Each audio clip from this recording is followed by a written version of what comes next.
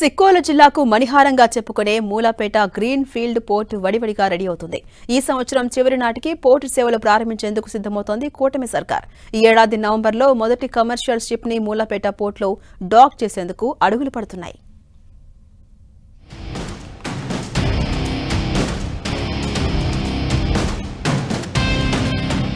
శ్రీకాకుళం జిల్లా వాసుల దశాబ్దాల కళ నెరవేరబోతోంది.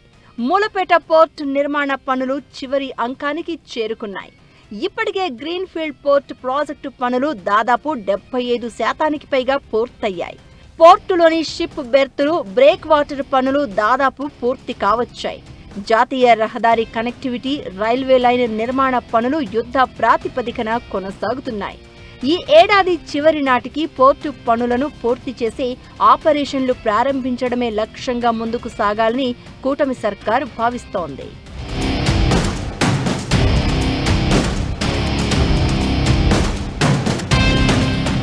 దాదాపు 4,361 కోట్లతో చేపట్టిన మూలపేట పోర్టు పనుల్లో ఫేజ్ 1లో 1,524 ఎకరాల్లో 4 బెర్తుల నిర్మాణం చేపట్టారు.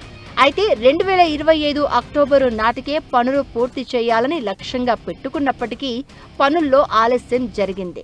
భూసేకరణ వంటి కారణాలతో ఈ ఏడాది నవంబరు నాటికి పోర్టును ప్రారంభించాలని లక్ష్యంగా పెట్టుకున్నట్లు మంత్రి బీసీ జనార్దన్ రెడ్డి తెలిపారు.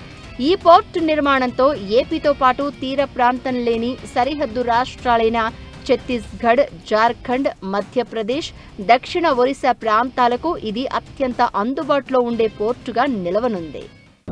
1524 ఎకరాలలో 4 బర్తులు మాత్రం నిర్మాణం చేపట్టడం జరుగుతూ ఉంది.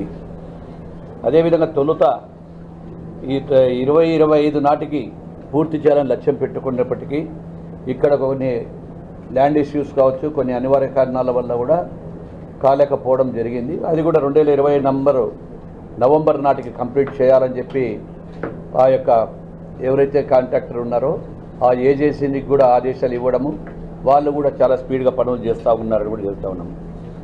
పోర్టు నిర్మాణ పనులు ప్రస్తుతం 75% వరకు పూర్తయ్యాయి.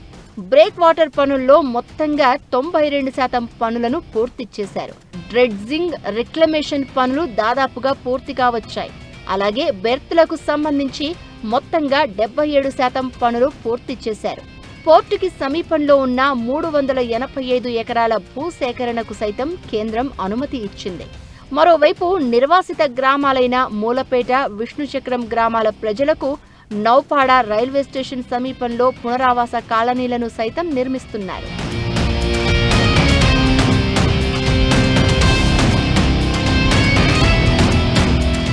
చకచకా పనులు సాగుతూ ఉండడంతో పోర్టు పనులు తుది దశకు చేరుకున్నాయి.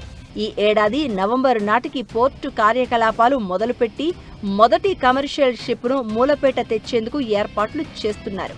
పోర్టు ఏర్పడితే సిక్కోలు జిల్లా దశ మారుతుందని, వేల మందికి ఉద్యోగ, ఉపాధి అవకాశాలు కలుగుతాయని కోటి ఆశల్లో ఉన్నారు సిక్కోలు ప్రజలు.